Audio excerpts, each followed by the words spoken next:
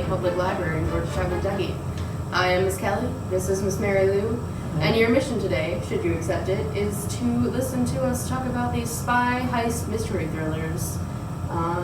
Yes, we have been doing a little reading to prepare for this, and we've got some really important information for you. We do, yes. Critical. So pay attention. Yes.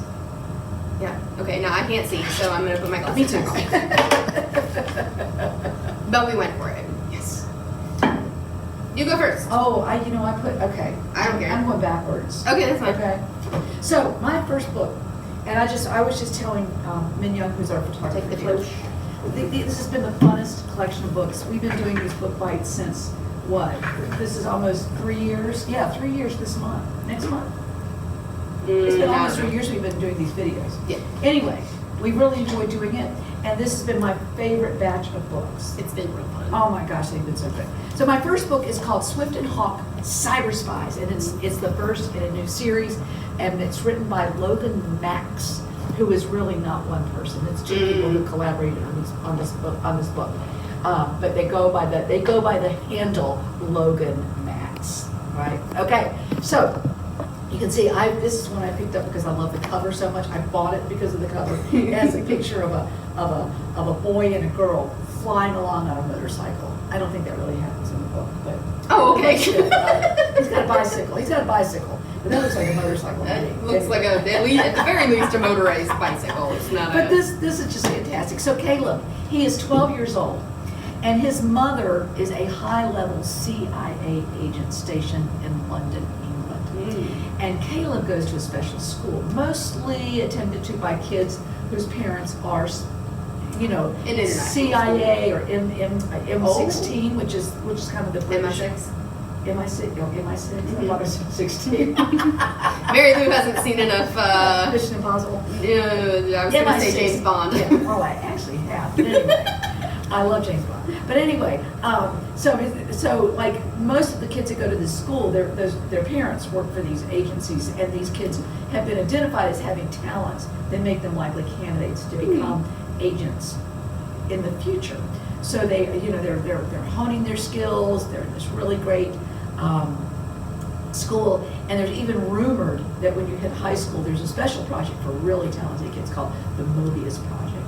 Nobody knows if it's real or not, but you're going to find out in the course of the book whether or not it's real. But Caleb and his best friend Zenobia are in middle school still, so they're not quite at that level. But one day, Caleb comes home from school. Just a little background, his father died recently. His father got cancer and died. His father was not a CIA agent, but he was a researcher in nanorobotics, and particularly for the purpose of medical diagnoses.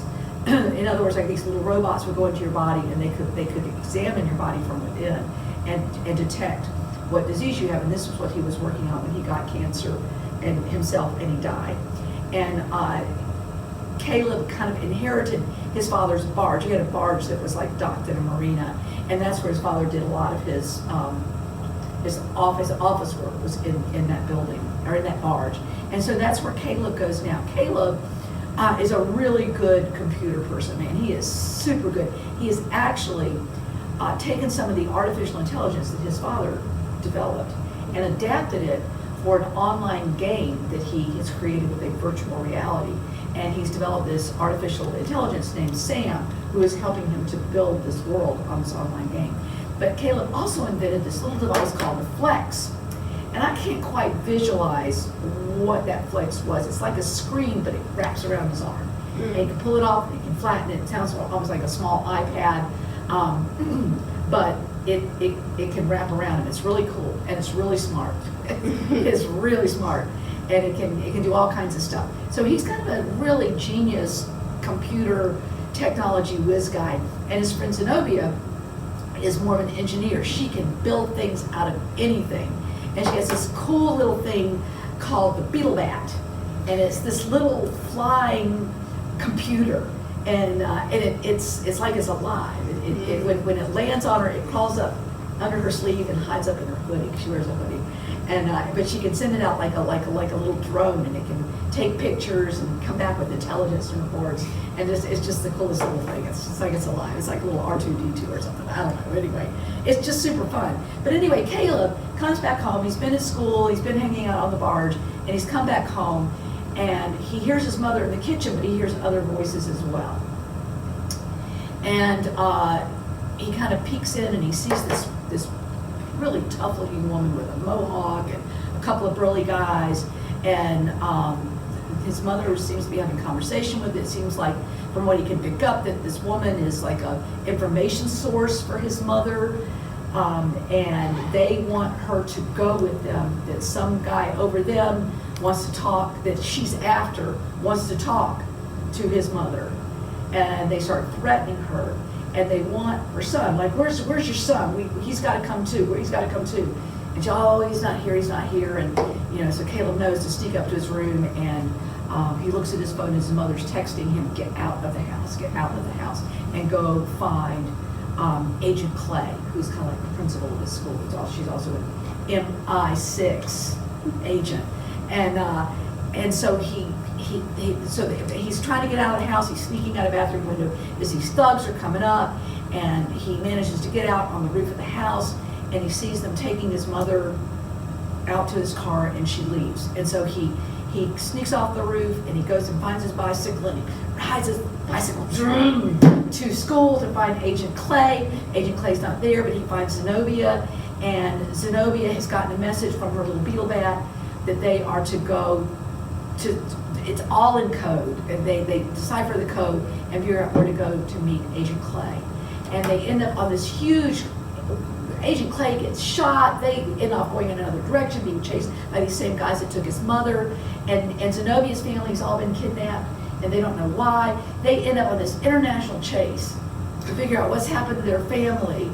They're kind of getting away from these thugs, but they're also trying to find out what these thugs are. It's great. I mean, it's just like action. It's really fun. Really, really fun stuff. Yeah. Nice. Yeah. And it's got a cliffhanger ending. Like, I know. You're going to have to wait for the next. You think it's all resolved, but no. The last sentence is,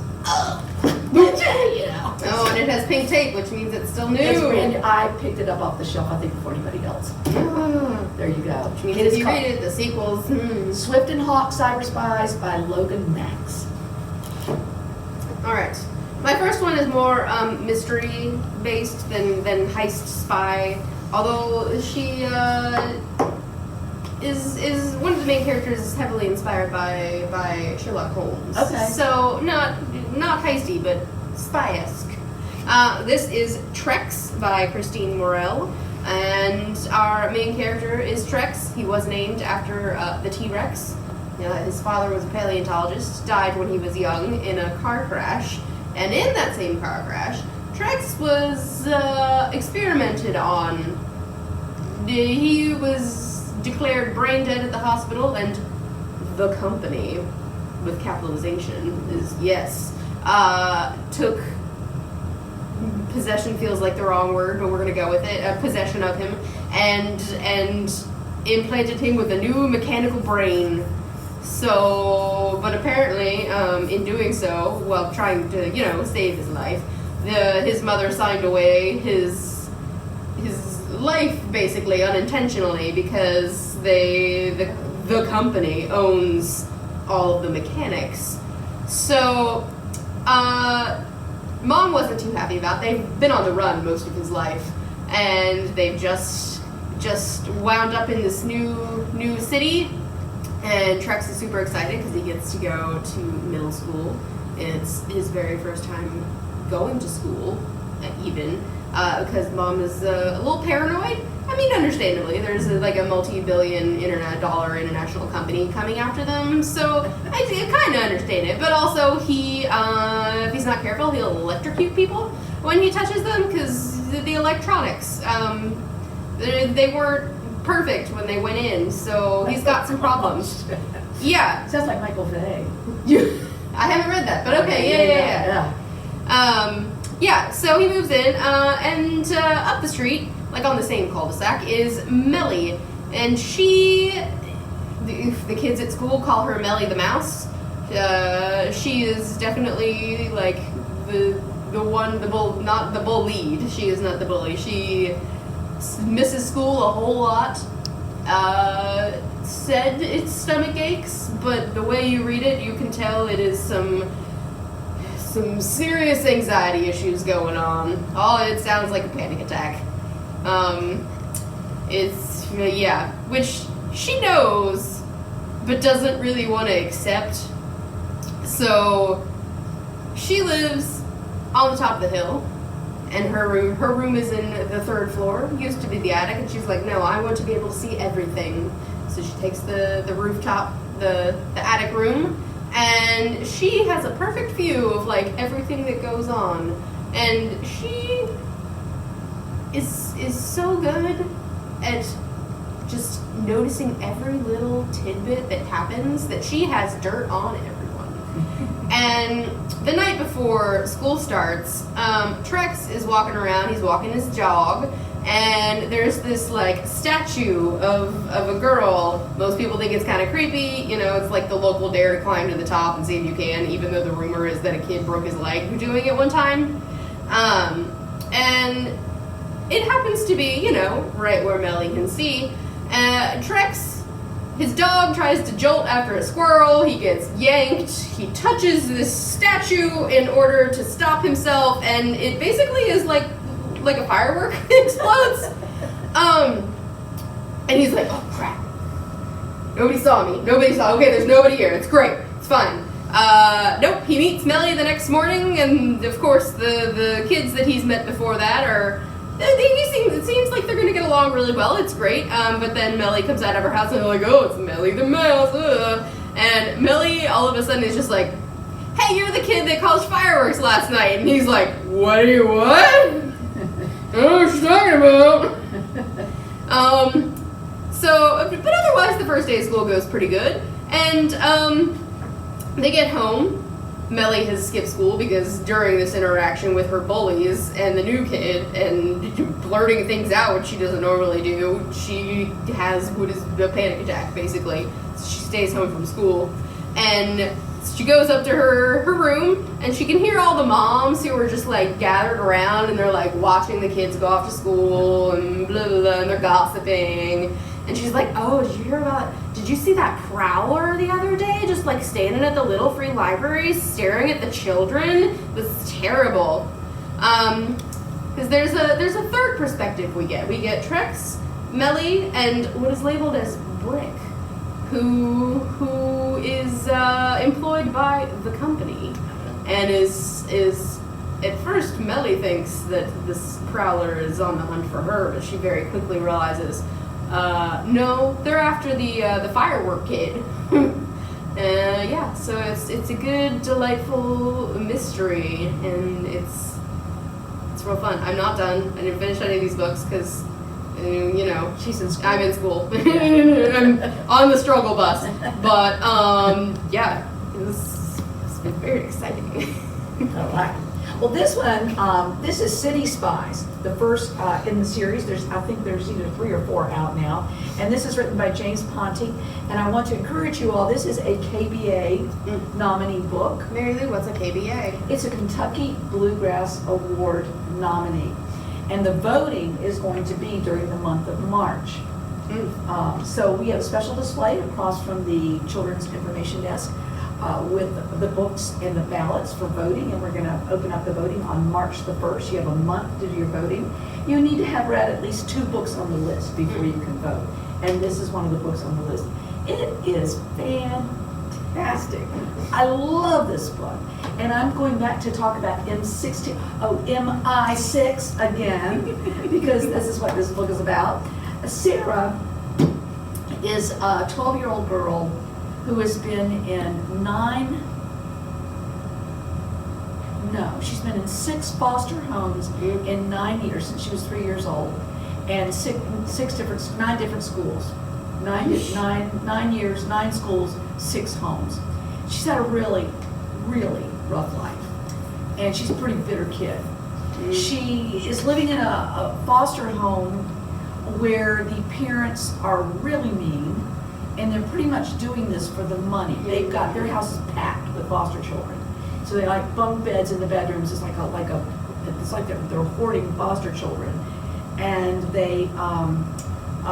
Sarah is from Puerto Rico, and her first language is Spanish, or maybe I can't remember if it's her first language or she's just fluent in it because her parents spoke it. But since she was 3, so she probably grew up in America, but was born in Puerto Rico. But anyway, they take in this little boy, Gabriel, that is his first language is Spanish, and he's 5 years old, and he doesn't speak much English. And so Sarah speaks Spanish with him, and they forbid her to do it. Hey, it's in America. He needs to learn how to speak English, so you can't speak Spanish to him. And the little boy's traumatized, and one night he wets his bed. So their punishment is they put him in a closet and make him sleep there. And Sarah hears him crying, so she gets up in the night and goes in the closet. And when they find out that Sarah's in the closet with her, they lock the door and won't let him out. Well, Sarah can pick a lock. Okay? I haven't mentioned that Sarah's hobby is computer hacking, but we'll get to that in a minute. She picks the lock and gets them out, and when that happens, they put them both on the roof. And say, you're going to spend the night on the roof, and they lock all the windows and doors so that you can't get back in the house. And Sarah's like, okay, that's enough. So she hacks into the computers. She has just a little crappy computer at school, but she manages to get into the state child welfare computer system to find out how many children this family has taken over the years.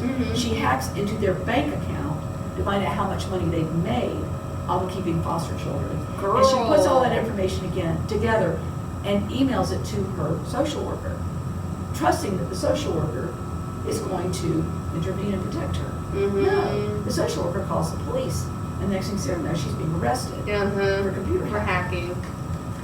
So it's time for her to be in court, and she's in there talking to her lawyer, who is just he doesn't care. He doesn't care. It's pro bono for him. And he's like, I've worked out a deal. You can spend 2.5 years in juvie, and then you get out. That's all you have to do. 2.5 years, but you can't touch another computer until you're 18.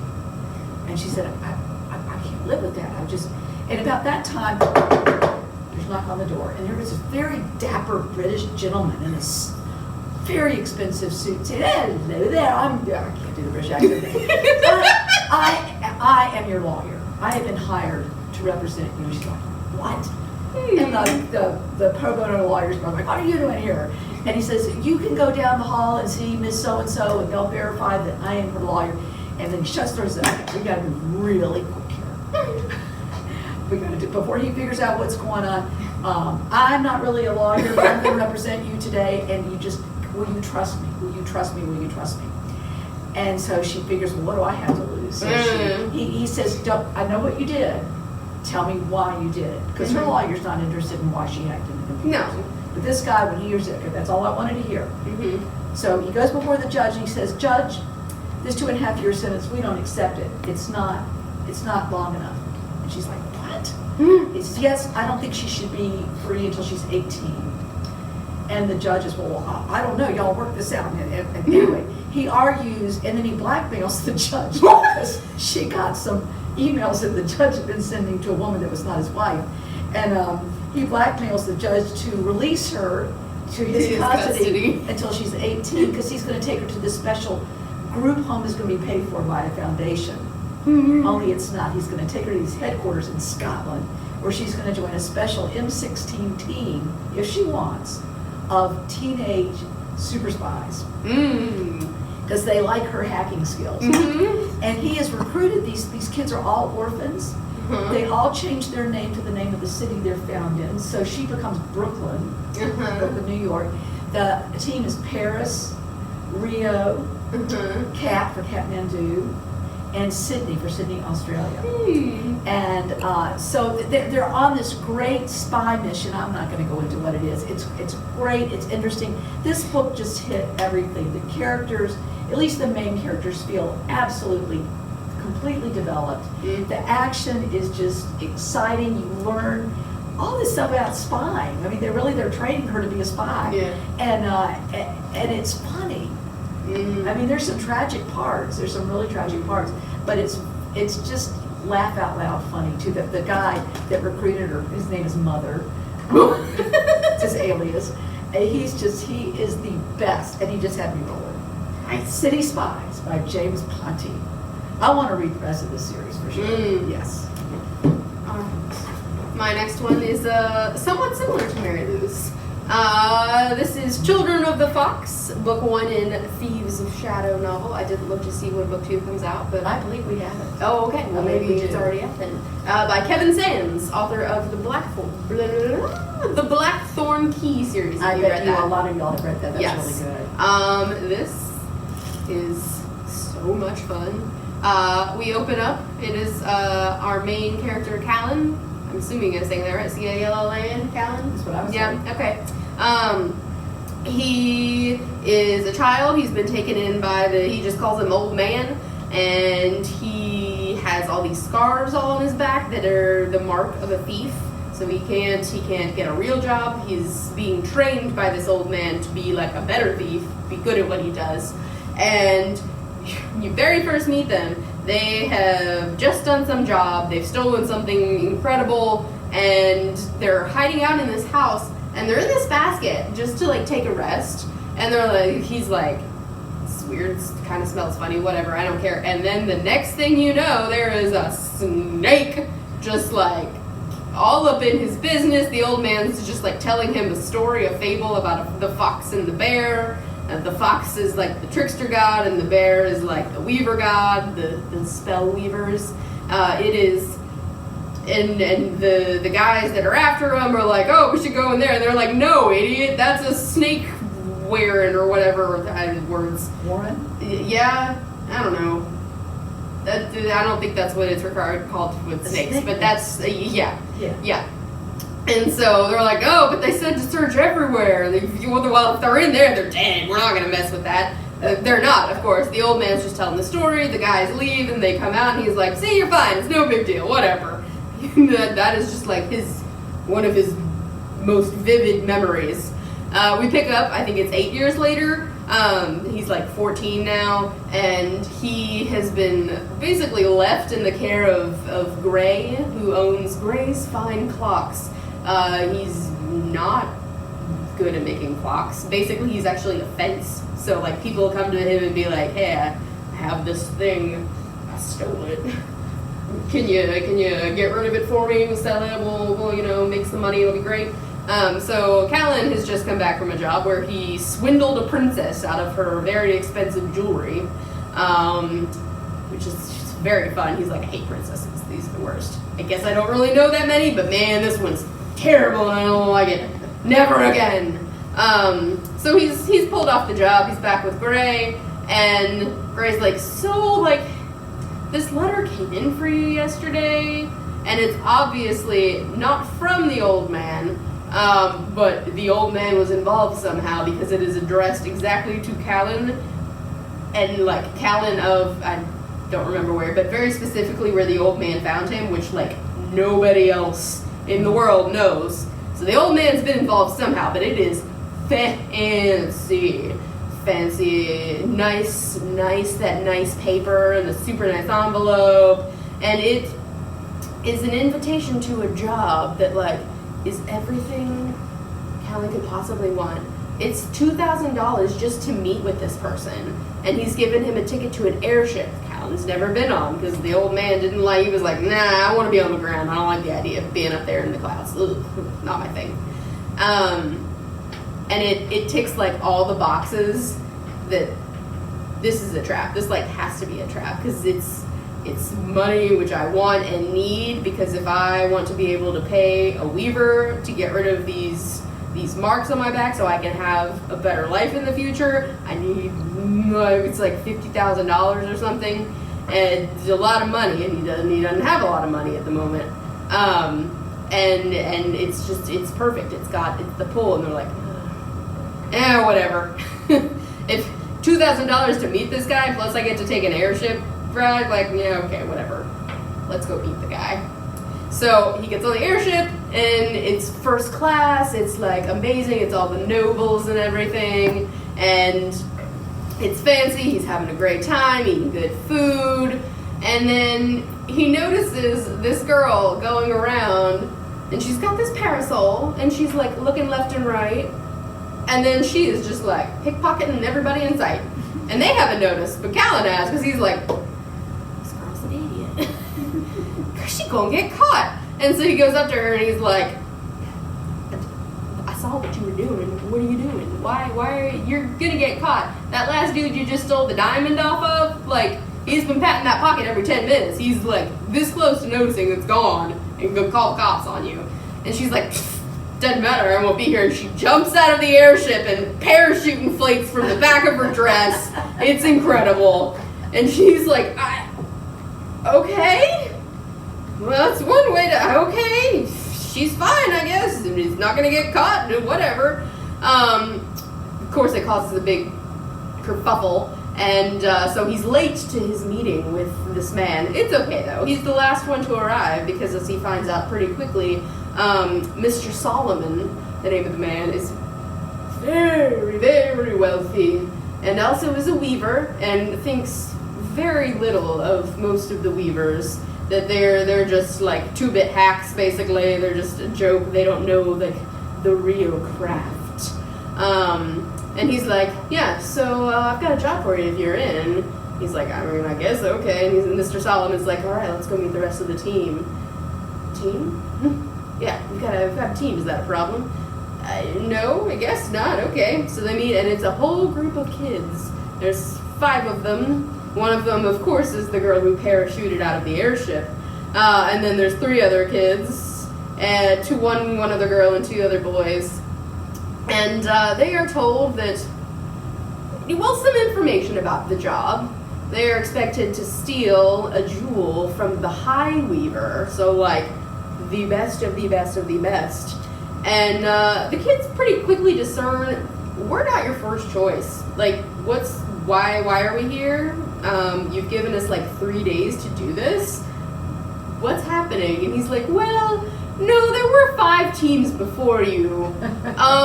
None of them succeeded. The last team got really close and they've broken all the wards. So like you shouldn't have a really hard time.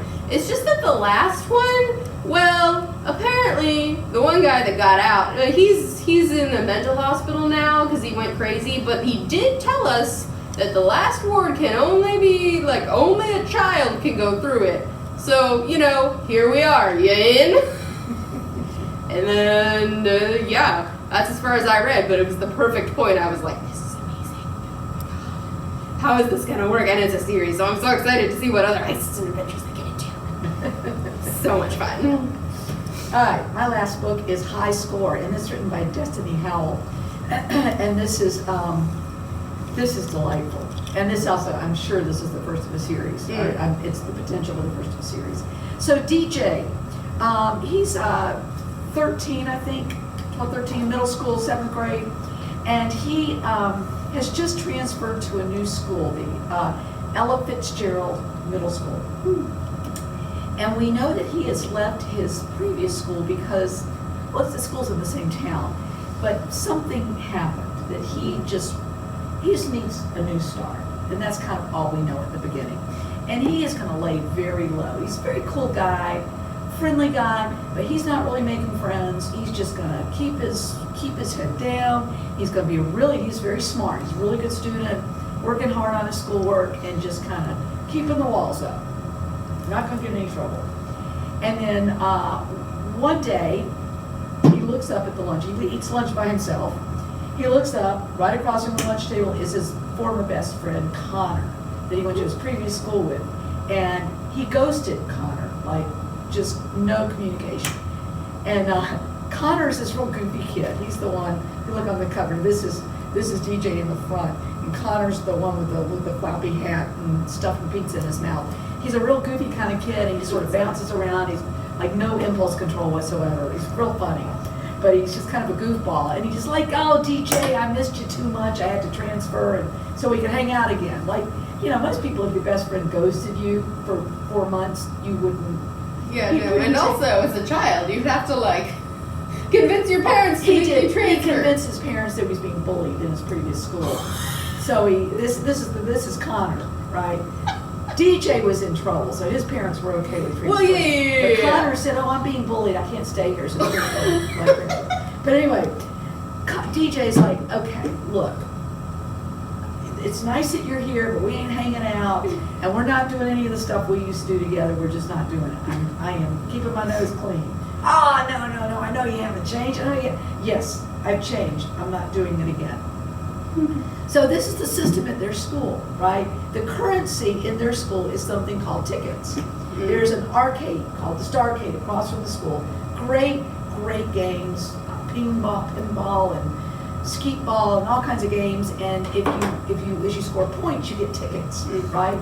And they have really good. You collect enough tickets, you get really great favorable prizes here, and prizes are really good. So the currency in that school is tickets. Like if you want somebody to do a favor for you, like, "Kelly, I didn't get my homework done last night. I'll give you 100 tickets if you'll let me look at yours." So it's that kind of thing. But the trade is controlled by this fellow named Lucas Lucky. And he's sort of a little mafioso. Reminded me of The Forestall. If any of y'all have ever read The Forestall, which is another great kind of book similar to this. Lucky kind of controls like if there's anything you need done, if you need a hall pass, if you need some homework, if you need to stop somebody from picking on you, or you want to pick on somebody, you go to Lucky. He is your person. He'll control it, but you have to, like, the currency is tickets. You have to pay him for the stuff, right?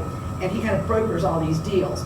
And you don't want to cross him, because if you cross him, okay, so the school one day decided it'd be really nice. It was like Kindness Month or something, and they were gonna, their team name is like the Rockets.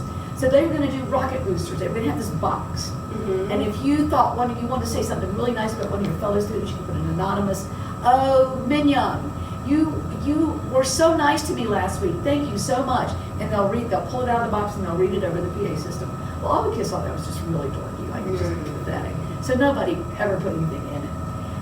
But if you cross Lucky, he'll put your name in there. And your name will get said, and it's the key. The word is for every student. They're all terrified of Lucky.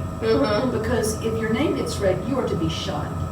Everyone will shun you because everyone's afraid of Lucky, right? Okay. So it's social suicide. Yeah. If they call it getting boosted. You know, Lucky will tell you, if you don't do this for me, you don't give me these like 1,000 tickets, I'm not getting you boosted. And if you're boosted, you have no social life for the rest of your middle school years. So the week that Connor gets there, so Lucky's running this scheme with this game. It's an online car racing game.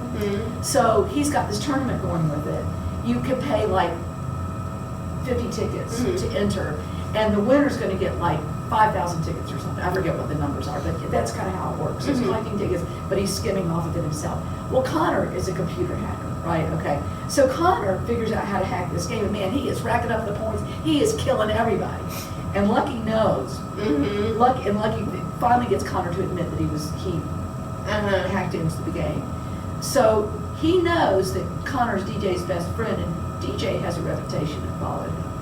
So he calls DJ in and he says, "Your friend Connor's going to get boosted because he crossed me. So what are you going to do about it?" So they work out this deal. First of all, Lucky asked for 500,000 tickets. Wow. DJ says, "I can get you 100,000 tickets. Give me 2 weeks." Lucky says, "Okay, I don't think you can do it. Yeah, I want to see this." Yeah. So the rest of the book is the scheme, and he collects a team. He ends up, because he's trying to stay out of trouble, he auditions for The Little Mermaid and gets the role of Flounder, right?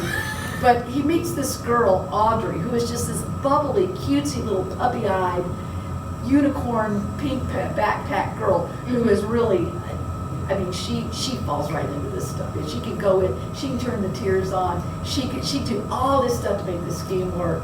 And then Monty, who's kind of a social outcast, a big awkward guy, who becomes their muscle. So this book just had me rolling. It is so funny and clever, and you're like, how are they going to do this? This was my favorite of the three, and they all three were really good. So high score, Destiny Howell, as you can surely guess, DJ is going to get right back into the scheme business and stay there. I also saved my favorite for last. This is The Outlaws, Scarlet and Brown by Jonathan Stroud, who did the Bartimaeus, not trilogy, because I think there's more than 3 of them.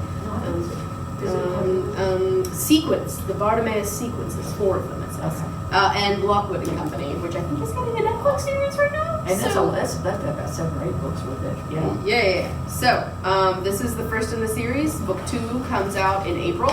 So, real soon. If you read this, you'll be able to get the next one, which I'm excited about. Our main protagonist that we follow is Scarlet McCain. I should preface this by saying that this is definitely for the upper end of our tween readers. The book as it begins, Scarlet wakes up and there's 4 dead men around her because she killed them because they tried to attack her and rob her last night. It's real bloody. It's real bloody. I double checked. It does say it's for 10 and up, so it's a tween book. Remind me to say something about that at the end, about one of my books. Okay. This is just very much the upper end, or if you can read well and it's not going to scare you, that that's between you and your parents. So she wakes up to 4 dead men, and she's like, well, man, that's more than I thought it was. This is a pretty terrible start to a day. But then she loots their bodies, and is like, okay, well, off to town. So she walks to town. This is a post-apocalyptic England setting. There are towns that are walled in, and they all are kind of, I'm not going to say owned, but they're all, there's clearly some sort of hierarchy system going on here that the towns are, we're going to go with governed, for lack of a better word, by another group. And so she ends up in this town, and it's lunchtime. The bank manager is just like, this has been such a lovely lunch. And Scarlet walks in and he's like, young lady, you are not supposed to be here. And she's like, yet here I am. I'm gonna give you 60 seconds to open that safe behind you. And he's like, what are you doing? And she's like, okay, we're counting down now. It's you taking some time off. You keep talking if you want to. It's not gonna end well for you. And he keeps waiting, and he's like, oh man, God. And she's like, no, if you're waiting for the guy down there, he's a little tied up. And he's like, oh God, you tied him up? No, I just knocked him out, so he's not coming. And also the militiamen who, for whatever reason, in post-apocalyptic England, wear bowler hats. They're very easily identified by their bowler hats. They are, for whatever reason, not coming very quickly. So she's just like, we're counting down, come on. And he's like, okay. So he opens the safe, gives her all the money, she takes it, and she's like, thanks, bye-bye. Jumps out a window while the militiamen show up, and then hops on a bike. She steals the bike too, and is just gone out the town, and she's out into the wilderness beyond the walls. And she kind of hides out for a little while in trees, peeking. She's like, man, these guys they're really hunting for me this time. This is unusual, huh? But she gets away, no problem. On the way, she sees a bus that has clearly crashed and kind of tumbled off a road and has exploded from the inside. She can also tell that many of the scary animals, thinking large bears and such, this is not a new wreck. Again, it's very bloody. It's a very bloody scene. And she's like, well, it's mid-afternoon. The scavengers have been here. Let's see what's left. So she goes and she's looting. There are not bodies, but she's looting everything that she can find. And she kind of hears a noise and is like, crap, what was that? And then she turns and she notices the occupied sign is clicked on the bathroom door in the back of the bus. She's like, what? Is there someone in there? Wow, because she can see claw marks on the door where something tried to get in, didn't have any luck. And again, she's real good at making deals, because she's like, I'm gonna give you 30 seconds to get out here, because is like, I'll help you get back up to the road, try and find another bus, whatever, but you got 30 seconds and then I'm out, because I'm not waiting around here. Eventually, the door pops open, scares the bejeebies out of her, and it is Albert Brown, our other main character up here. This boy is totally clueless. He does not know how the world works. Scarlett is like, I don't know. What do you mean you did? What? Ugh. And so she's like, okay, come on, let's just get up to the road. He's talking, and she's like, I need you to shut up, please. Be quiet. She turns around, and there's a bear that had been hiding behind the bus, and it comes and it's running at them. Albert doesn't notice at all because he's just like, la la la la la. Scarlett runs, she jumps, and at first, Albert's like, oh, thank you for your friendship for the last 5 minutes. I very much appreciate it. I realize I don't know your name. And Scarlett, from underneath the dead bear, is like, I'm over here, you idiot. Will you help me out? So she gets up, and he's like, I don't know your name. She's like, I'm Scarlett. It doesn't matter. Go wait on the road. He's like, do you really think anybody's gonna come? And she's like, no, I don't really think anybody's expected to come anytime soon. And so he convinces her that he's gonna go with her. She's like, I'm not stopping, I'm not waiting. If you get stuck on a bush, you're stuck on a bush. That's your problem now. But come on, fine, whatever. So he follows her at a slight distance. He's kind of gotten the idea that she's a little prickly, and he's like, okay, I want her help, but I don't want to anger her too much anymore. So he waits a while, then he follows her. They end up, they take a rest at an abandoned farmhouse, and they look, sorry, no, you're good.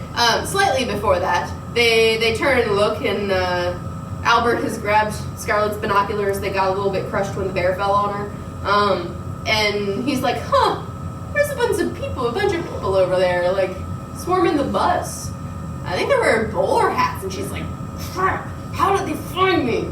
And so they're, like, being extra cautious in this farmhouse, but no, all of a sudden there's a noise, and they're like, crap, we need to get out now.